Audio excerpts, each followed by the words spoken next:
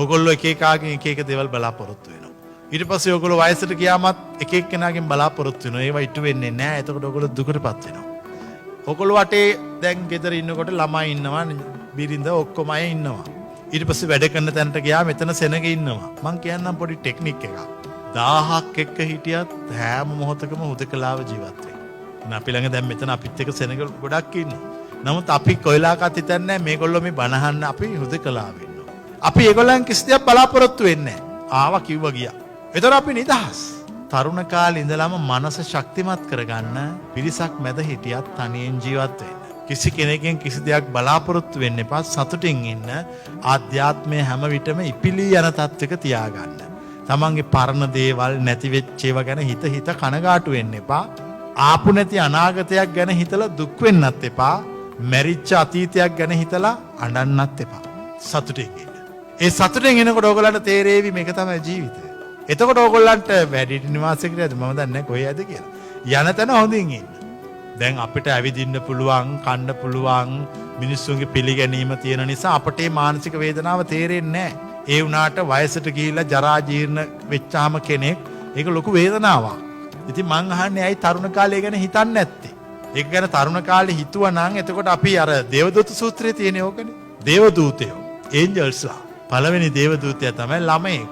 පොඩි ළමයෙක් අපිට පණිවිඩයක් කියනවා. මොකද්ද කියන පණිවිඩය? උඹත් මේ වගේ වෙලා හිටියා. දැන් උඹ ලොකු වෙලා වෙනස් වෙලා. දෙවෙනි දේවදූතයා තමයි වයසට ගියපු කෙනෙක්. අපිට පණිවිඩයක් කියනවා. මොකද්ද කියන්නේ? ඔන්න මම වයසට ආවා. ඊළඟට උඹ. තුන්වෙනි දේවදූතයා තමයි මරණයක්. මොකද්ද මරණය කියන්නේ? මම දැන් මේක ඉවර කළා. මගේ ඉවරයි දැන් මේ ජොබ් එක ඩියුටි එක. ඊළඟ අවස්ථාව ඔබට. හතරවෙනි දේවදූතයා තමයි ලෙඩෙක්. මොකද්ද ලෙඩ අපට කියන්නේ? ලෙඩ අපට කියනවා මම දැන් ලෙඩ වෙලා මගේ නිරෝගීකම පැහැරගත්තා. ඊළඟට උඹගේ. පස්වෙනි දේවදූතයා තමයි දඬුවම් විඳින මිනිහෙක්. එතකොට මේ මිනිහ අපිට මොකද්ද කියන්නේ? මම වැරදි කළා. ඒ වැරදි වල ප්‍රතිඵලය මම භුක්ති විඳිනවා. උඹලා වැරදි කරන්න එපා. ඒගොල්ලෝ තමයි බුද්ධ ආගමේ දේවදූතයෝ. ඒගොල්ලෝ එන්නේ පණිවිඩයක් දීලා යන. ඒ පණිවිඩයට සවන් දීලා ජීවිතය වෙනස් කරගන්න, අලුත් කරගන්න, වයසට ගියාම පසුතැවෙන කිසිම දෙයක් තරුණ කාලේ කරන්න එපා. අවුරුදු 20න් වගේනේ ජීවිතේ තේරෙන්න පටන් ගන්න. 20 ඉඳලා අපි හිතමු 70ක් ජීවත් වුණා කියලා. ඒ 70ම 20න් පටන් ගන්න 70 වෙන්න නවත්තන එක. දැන් මම මෙහි ක්‍රමයට කැමතියි. වැඩි ළමයි ලොකුණෙන් පස්සේ ඒ ළමයි නිදාසේ ජීවත් වෙනවා. දෙමව්පියෝ යනවා රිටයර්මන්ට් හෝම් එකකට. හැබැයි ප්‍රශ්නයක් තියෙනවා. දැන් අද අපි උදේ රිටයර්මන්ට් හොඳ තැනක ඇවිද්දා. මට එතනදී මිනිස්සු මට සාමාන්‍ය මිනිස්සු ෆීල් වෙනවා. මට තේරෙනවා මේ මිනිස්සු අපිත් එක්ක hina වෙනවා, සතුටින් ඉන්නවා. හැබැයි මිනිස්සුන්ගේ ඇතුලේ වේදනාවක් තියෙනවා. මොකද්ද වේදනාව? පොඩි ප්‍රශ්නයක්. මේ ඔයගලන්ට අදා ගන්න කියන්නේ. ඒගොල්ලෝ එතෙන්ට ඇවිල්ලා ඒගොල්ලන්ගේ ජීවිතයේ අන්තිම කාලේ ඒගොල්ලෝ එතෙන්ට වෙලා ඉන්න වෙන කරන්න දෙයක් නැහැ. වෙන ඔප්ෂන් එකක් නැහැ. ඉන්න ඕනේ එතන. ඉවර වෙනකන් ජීවිතේ. හැබැයි ඕගොල්ලෝ වගේම අවුරුදු 30, 40, 50, 60, 70 පහු කර ආවා. ඒ එනකොට ඒගොල්ලෝ අතෙන්ට එවි කියලා හිතුවේ නැහැ.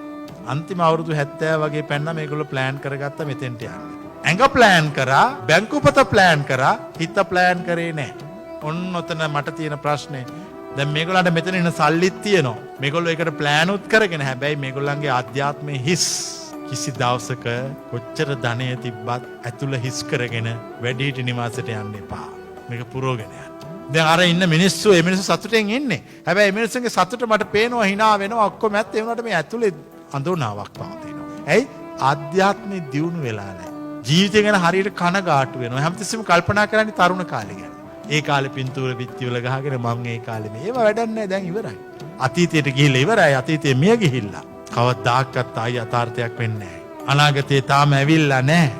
වර්තමානයේ විතරයි ඇත්තටම පවතින්නේ. වර්තමානයේ ඉන්න. ඒතර අපිට අතීතේ වුණත් නැහැ අනාගතේ වුණත් නැහැ සතුටින්. ඉතින් බුද්ධ ආගමේ තියෙන එක.